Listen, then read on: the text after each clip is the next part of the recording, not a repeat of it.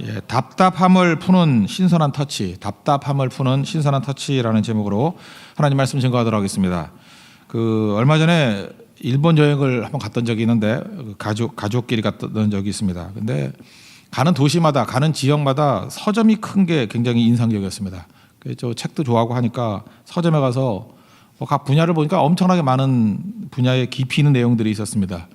근데 문제는 제가 히라가나 가타카나를 몰라서 뭔지 모르겠어요. 뭐 영어로 된 거나 가끔 보고 그림으로 파악할 수 있는 것. 그때 제가 느꼈던 것이 조선시대 이럴 때 문맹이 많지 않았습니까? 뭐 한자 모르는 사람들 얼마나 답답했을까. 뭐 엄청나게 많은 것들이 있는데 읽을 수가 없으니까요. 그래서 그때 일본어를 해야 되겠다 결심을 하고 물론 3일 만에 끝났지만 하여튼 그런 게 있었더라고요. 그때 제가 느꼈던 게 답답함이었어요. 근데 이런 거는 사실 공부하면 되는 거 아닙니까? 답답하면 원래 답답함이 있으니까 공부하는 거죠. 그런데 오늘 본문에 나온 사람 보면 귀 먹고 말 더듬는 자, 이거는 선천적인 거잖아요. 공부로 될 문제가 아니고. 그러니까 닫혀있는 인생의 대표적인 게 이런 상황이다 이런 생각을 합니다. 그러니까 비참하기도 할 거고 참담하기도 할 거고 그럴 것입니다. 근데 이것뿐만 아니라 인생 살다 보면 막혔다 그런 느낌을 받을 때가 있잖아요. 뭐 진학도 막히고 취업도 막히고 뭐 하여튼 살 길이 막연하다 이렇게 될 때가 있지 않습니까? 그때 예수님 만나야 된다고 생각을 합니다. 에바다 하고 예수님은 열어주시는 분이에요. 우리 네팔 선교 현장에 갔을 때 또 우리 생업 가운데도 이렇게 막혀 있을 때가 있지 않습니까? 그때마다 오늘 이 7장 이 말씀 붙들자고요. 우리 주님 예수님 오시면 에바다 하고 열어주신다는 거예요. 그때마다 얼마나 위기가 많습니까? 그때마다 주님 붙들면은 이렇게 열어주신다는 거예요. 여기서 우리 세부적으로 지침을 좀 살폈으면 좋겠는데 첫 번째는 선입견 버려야 된다는 거예요. 하나님의 이렇게 인도하심을 따를 때 하나님께서 제일 싫어하는 게 예단하는 거거든요. 예단하기보다는 기대해야 되는데 어제도 살폈죠. 12명의 제자들을 보내서 승리케 하셨다고요. 그런데 돌아와가지고 승리를 보고하는 것이 30절에 나오면 맞는데 6장이요. 근데 그 중간에 세례요한 사건을 삽입했어요. 이유가 뭘까요? 승리주의에 빠지면 안 된다는 거예요.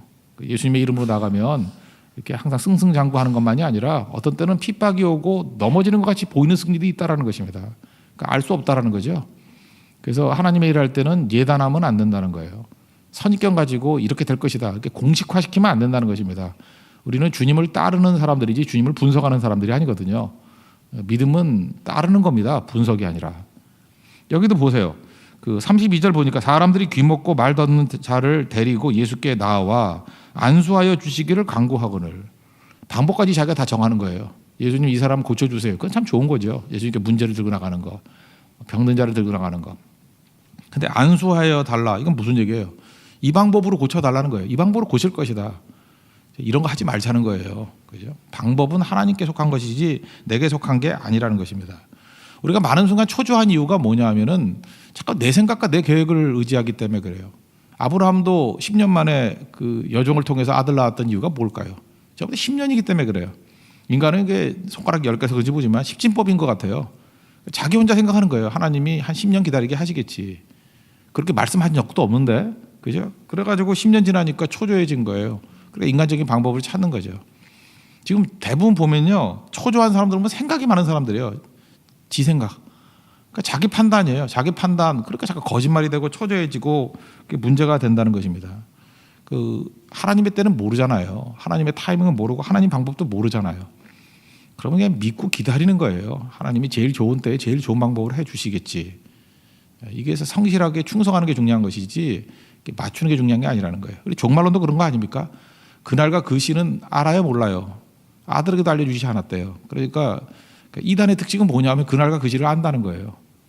주님께서는 그렇게 일하시는 분이 아니라니까요. 그거 알려주시면 안 되죠. 그래서 모르는 거예요. 그러니까 우리에게 필요한 건 뭐냐면 잠깐 날짜 맞추려고 그러지 말고 깨어 있으라는 거예요. 그게 목적이니까 깨어 있으면 되는 거지. 그 날짜 맞춰도 뭐 할 거냐. 하나님 앞에서 우리도 마찬가지입니다. 하나님 의지하고 맡기는 게 중요한 거지. 이런 방식으로 해주세요 하고 윽박지르는 게 믿음이 아니라는 것입니다. 하나님께 어떻게 사용할 줄 알아요? 모르죠. 그래서 하나님의 방법과 하나님의 때를 의지하는 우리 하나님의 종 되기를 바랍니다. 그럼 두 번째인데, 그럼 하나님이 다 하시니까 나는 널브러져 있으면 되는 거냐? 그게 아니고 우리가 영혼들을 사랑하는 마음이 있다 그러면 그들에게 이해하는 언어를 사용할 수 있다라는 거예요. 그리고 그들을 이해할 수 있는 언어를 줘야 되는 이유가 뭐냐 하면은 믿음이 작동하도록 기다려줘야 된다는 거예요. 우리 부모들도 너무 능력이 커서 아이들에게 하나님 앞에 믿음으로 일할 수 있는 기회를 안 주고 자기가 다 해버려요. 그러면 안 되죠. 믿음을 가지고 이렇게 뛸 수 있는 그걸 기다려줘야죠. 믿음 훈련을 해야 돼요. 믿음 훈련. 뭐 물어보고 난 다음에 즉답을 요하고 그런 거 아니고요. 그 연애를 할 때도 마찬가지예요. 옛날에 편지 보낼 때 같이 열심히 쓰고 보내놓고 뭐 몇 주는 기다려줘야죠. 기다려주고 또 다시 오는 걸 그게 성숙함이지. 그냥 자기가 급하다고 그냥 빨리빨리 대답해 이렇게 하면 그게 성숙한 게 아니잖아요. 오늘 우리가 선교를 떠날 때도 언어에 있어서 자유롭지 못한 사람이 많이 있지 않습니까? 우리가 뭐 네팔어 잘 못하잖아요. 그리고 뭐 영어도 한계가 있고. 그러면 선교 갔을 때 열매를 거두고 승리했던 이유가 무엇이냐? 사랑하는 마음이 있으면요, 이게 언어가 통하는 거예요. 그리고 사실 다 교류가 돼요. 참 묘하죠? 그렇게 되는 거예요. 그리고 안타까운 마음이 있으면 또 언어도 되는 거고.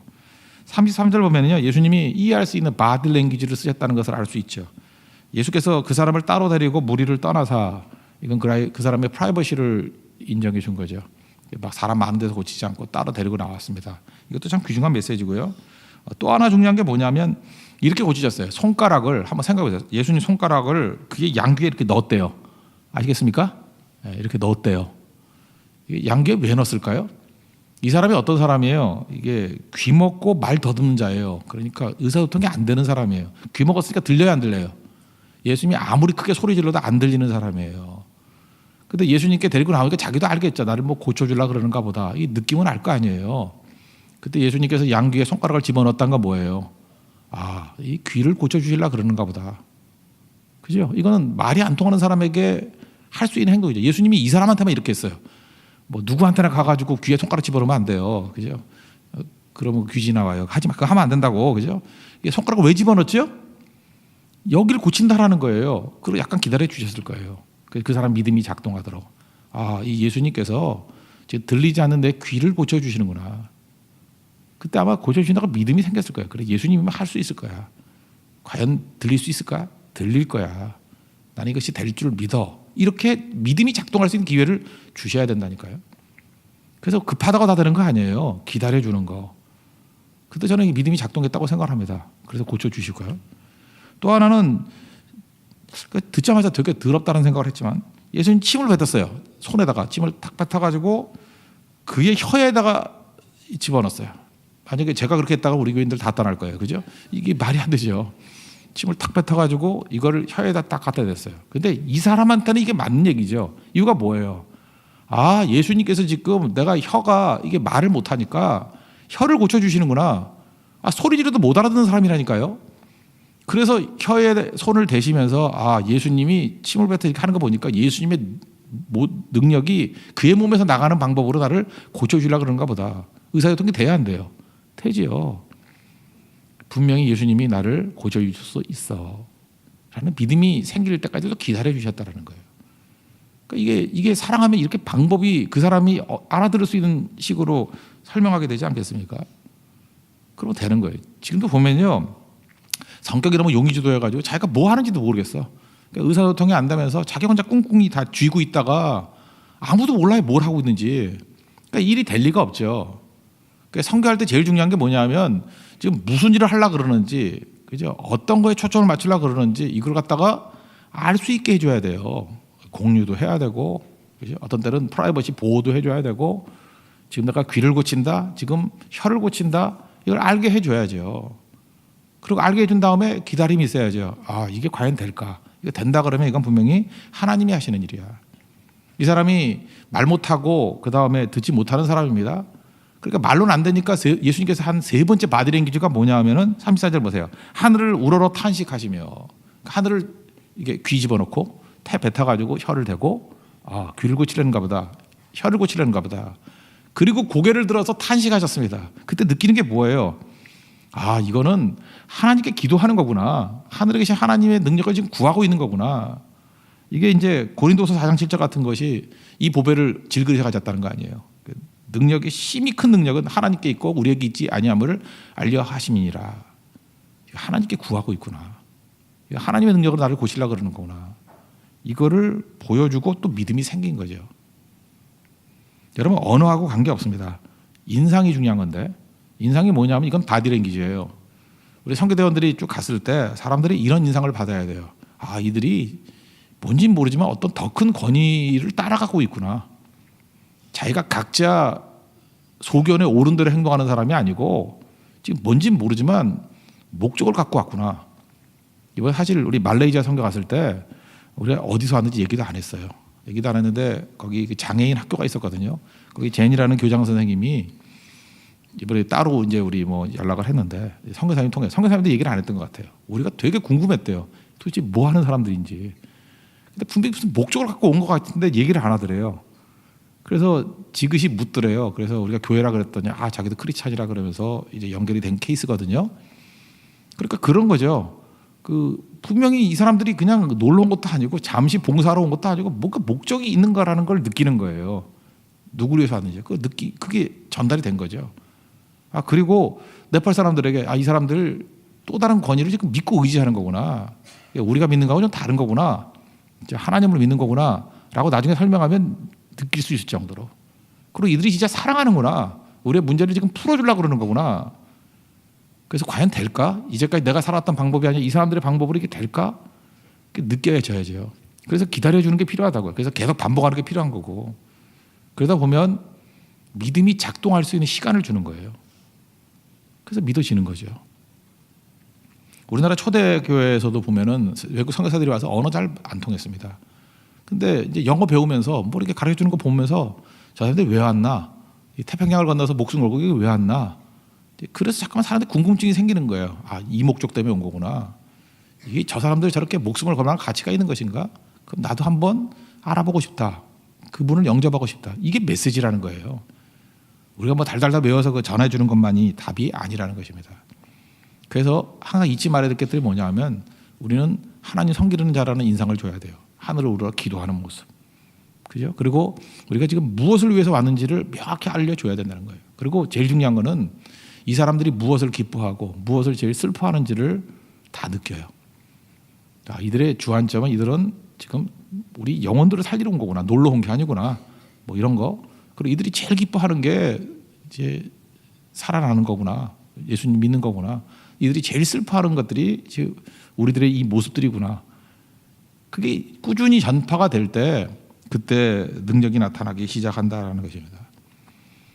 여기서 이 말씀은 또 다른 말로 하면 이제 동일시하는 것도 되는 거겠죠. 예수님이 그 병자의 아픔과 동일시했죠. 그때 살아나게 되더라는 것입니다. 그래서 첫 번째는 우리가 선입견 가지면 안 되고요. 하나님이 어떻게 일할지 몰라요. 그래서 우리는 주님께 맡기고 따르는 거예요. 맡기고 따르는 거.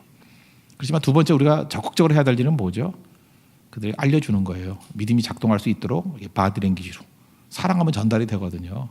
그래서 진실은 통합니다. 똑같이 하라는 얘기는 아니지만 이 방식을 통해서 알려줘야 돼요. 반드시 알려주고 숨어서 되는 게 아니야. 알려주면은 거기서 믿음이 작동한다는 거예요. 바라는 것들의 실상이니까 믿음은. 그리고 결정적인 것 제일 마지막은 뭐예요? 에바다하고 열리게 만드신 분이 누구예요? 예수님이죠. 구원자 예수님을 만나게 해야 됩니다. 그러니까 1차적으로 우리를 만나지만 결국 예수님 만나면은 변화가 되겠죠. 그래서 맺혔던 것들이 풀리게 된다는 것입니다. 사실은 이게 지금 이건 이제 갈릴리 지방 이야기잖아요. 이스라엘 백성들은 다 아는 거예요. 이사야서를 보면 이사야가 되게 중요한데 35장에 보면은 장차 올 메시아가 오신다는 거예요. 이사야 35장이 왜 중요하면 메시아장이에요. 메시아가 올 때 특징이 뭐냐? 그래서 메시아 인상착의를 쭉 써놨어요. 그래서 5절, 6절 보면은 그 메시아가 오면 맹인의 눈이 밝을 것이며, 성경 어디를 보세요? 맹인이 눈 떴다는 얘기 없어요. 그죠? 여기 처음이에요. 맹인이 눈을 밝을 것이며, 못 듣는 사람의 귀가 열릴 것이며, 이런 적 없잖아요. 그죠? 그때 저는 자가 사슴같이 뛸 것이며, 말 못하는 자, 이게 모길랄로스라는 단어도 똑같은 거예요. 72년 보면 똑같은 단어예요. 여기 신약성경에 딱 한 번 나와요. 말 못하는 자, 뭐 어눌한 자 이렇게 나오는데 이게 왜 말 번역에 힘드냐면 용법이 없어요. 여기 딱 한 번 나와요. 모길랄로스라는 단어. 근데 이게 이제 구약 성경을 헬라어로 바꾼 성경이 70역이라고 했잖아요. 70인역에도 이게 모길랄로스라고 번역되어 있어요. 이사야 35장 6절. 말 못하는 자가 노래하리니. 말 못하는 자 혀가 노래하니. 이게 뭐예요? 맹인의 눈을 떴다. 말 못하는 어눌한 자를 에바다 하면 열려이 주셨다. 이스라엘 백성들 좀 연구한 사람 다 알아요. 이분이 구원자이신 메시아 되신다. 그걸 선포하고 있는 것입니다. 우리 인생의 모든 부분의 구원자는 예수님밖에 없습니다. 그죠? 그리고 마지막 가서 예수님 만나야 네팔도 변화가 되고 부흥도 일어나고 일어서게 된다는 거예요. 한류가 아닙니다. 우리 한국 사람들이 아니에요. 우리가 살았던 그 길이었던 예수님 그들도 신실하게 증거해서 우리도 같이 살아날 수 있는 우리 하나님의 종 되기를 바랍니다. 그러므로 우리 하나님의 사역을 할 때 다시 정리하면 어떻게 해야 돼요? 생각 많이 하는 거 아니에요. 하나님이 어떻게 일할지 우리 몰라요. 그래서 일단 내 생각과 내 계획이 많은 건 다 틀려. 그런 쓸데없는 짓 하지 말고요. 믿고 따르는 거예요. 맡기고 따르는 거라고요. 그래서 철저히 기도하고 하나님 우리 길을 인도해 주세요. 맡기는 거고. 그렇다고 널브러져 있으면 안 되고 우리가 해야 될 일은 뭐죠? 뜨겁게 사랑하면서 의사소통해 주는 거예요. 그들이 바디랭귀지. 그죠? 이게 뭐가 되든 간에 이게 사랑으로는 표현해 주는 거예요. 아, 우리 하나님을 의지한다. 하늘을 쳐다보고 그죠? 귀에 손을 집어넣고 혀에다가 손 대고 이 모든 것들이 바디랭귀지잖아요. 뭘 하고 있는지를 알려주고 그것이 과연 되는지를 기대하게 만드는 것이 믿음이 역사하는 장소잖아요. 믿음이 자라도록 만들어주고 기다려주는 거예요. 자녀 양육도 똑같은 원리가 필요합니다. 그리고 결정적으로 우리를 변화시키는 사람이 아니에요. 예수님이 변화시키시고 예수님이 우리의 삶에 있는 모든 막힌 것들을 에바다하고 열어주실 것입니다. 네팔도 열어주시고 그들의 영혼도 열어주시고 그들의 가정들도 열어주실 거예요. 또 특별히 우리도 다 열릴 겁니다. 그러는 과정 속에서 우리의 삶에 맺히고 막혔던 것들이 다 열리는 에바다 하는 축복이 우리 삶 가운데 임하게 될 것입니다. 우리 선교와 일상의 삶을 통해서 우리 하나님의 이런 놀라운 능력을 체험하는 믿음의 종 되기를 축원합니다. 예, 모두 자리에서 일어나겠습니다. 544장 찬송하겠습니다. 울어도 못하네. 544장입니다.